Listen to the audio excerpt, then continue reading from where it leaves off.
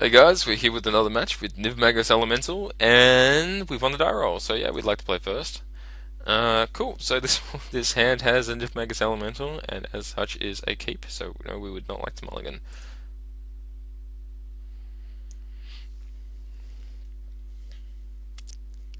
Really liking Gutshot actually.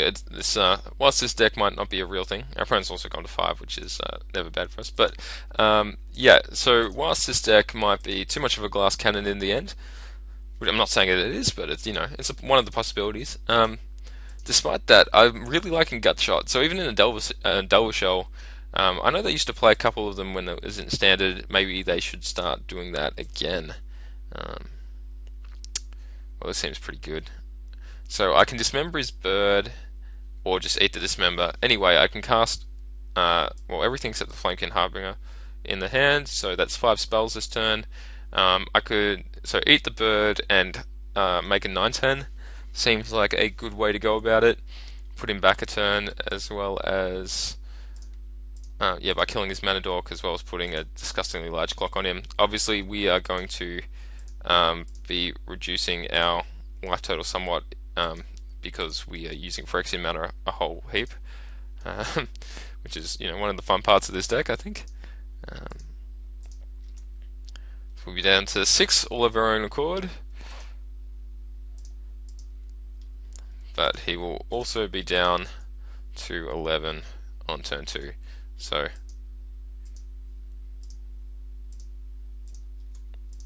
alright.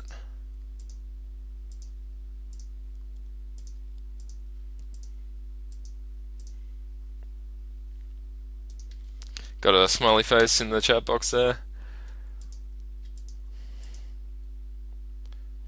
People seem to be having almost as much fun with this deck as I am.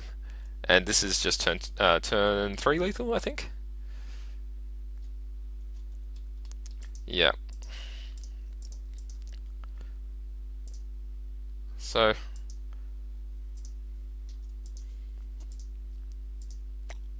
there we go. Turn 3. So we saw a birthing pod sort of start there, which was birds plus anything, but there could be some mid-range Naya deck as well. Um, yeah, so it could be the four-color pod deck or some mid-range Naya thing. He had no two-drop, which makes me lean towards the pod deck a little bit more. Either way, I feel like that if we change too much, we're probably going to do ourselves a disservice. The matchup against pod style decks is already pretty good because they're just slow, and just go and get in under them. Um, yeah. Hmm. Uh, so Thoughtseize, Inquisition, both possibilities. We already have Thoughtseizes in the main. I think I would probably prefer to bring in Pyroclasm over Thoughtseizes pretty much blind. I mean, we know he's running Bird. It's possible that he's running things like Wasali Pride Mage and Kitchen Finks and stuff like that. We could feel silly about this, but I don't hate the idea of it. Actually, no, that is silly. I don't like bringing in Pyroclasms without taking out Kiln Fiends, so let's just bring in the Thoughtseizes. Like, leave the Thoughtseizes, just leave the main deck. That's probably the best attitude that you can normally have towards sideboarding, when testing especially, is that if you can't make any changes that you deem to be positive, don't make any changes at all, and try and gather more information with your main deck so you can decide if you need to fix that matchup later on, how you're going to do it. Um, yeah. So here we have a Harbinger draw. I'm not going to mull if we don't see a land on turn 1. I'm probably just going to Harbinger into a Nivmagus. Okay, so we have a land, so we know that we're going to be able to cast Kiln Fiend. I'm probably just going to Thought Seize him and then Gutshot his guy. Seems like a decent combo of effects. Of course, we'll have only 2 spells left in hand if we do that, but I'm not too worried about that. We'll probably draw another one by the time we're going to be attacking with Kiln Fiend, which will be turn 3. Okay, so he is playing pod. So he can't turn to a pod here. I think the thing I'm most worried about is the wall of roots, actually, because I'll have to push through it somehow, and it'll take me an extra turn to win. Um, so I'm going to take his wall of roots, and I'm going to gut shot his noble hierarch. He won't have a turn 2 play, and he'll have to draw a land to make a turn 3 play. It puts him in an awkward position, and it means he'll probably never get to a point where actually playing Birthing Pod's a good idea. So taking Birthing Pod here, I think, would be far worse, because I think it's better just to create a set of circumstances in which he was to cast Pod. It would be a misplay. So we're going to take Wall of Roots. We're going to gut shot the Noble Hierarch.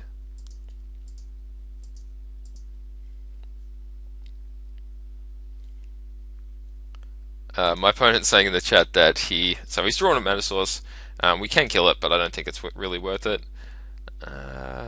Yeah, let's just play this mountain. Kill and Fiend away. So someone's just contacting me about, I don't know if this is my opponent, Wonder Boy. No, it must have been my last opponent. Looking for a deck list. Deck is super sweet, so I'll just point him in the right direction. During my opponent's turn, of course.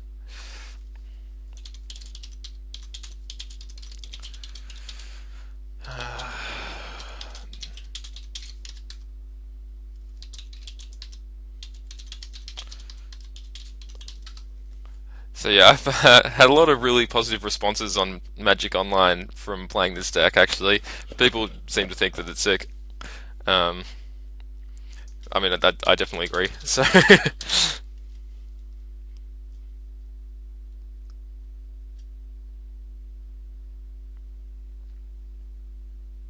okay, so he's drawn a mana for the turn. So we know his hand is Eternal Witness, Restoration Angel, Birthing Pod. We're in potentially reasonably dangerous situation here. He can resto or something like that, but we can kill it with Dismember. Most probably, he's just probably gonna cast Pod. Yeah, spend a bunch of life to cast Pod. Spend 2 more life to activate it, taking himself to 12. Go get something that costs 2. As to what that is, I have no idea. Maybe it's a Voice of Resurgence. Hopefully, he's not getting a Spell Sky, because that's not going to work out that well for him.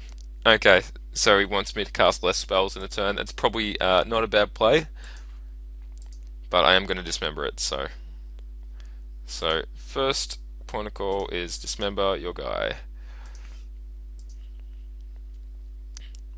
We're going to probe.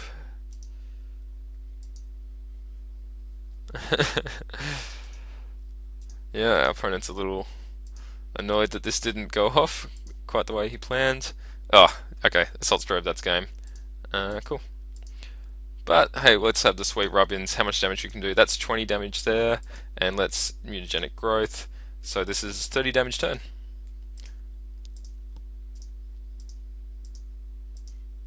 I definitely think well, that was only first direct damage, so he's got another 15 damage to take here. But I think he took the wrong line here with the Birthing Pod. I think the Restoration Angel would have been a much safer way to go.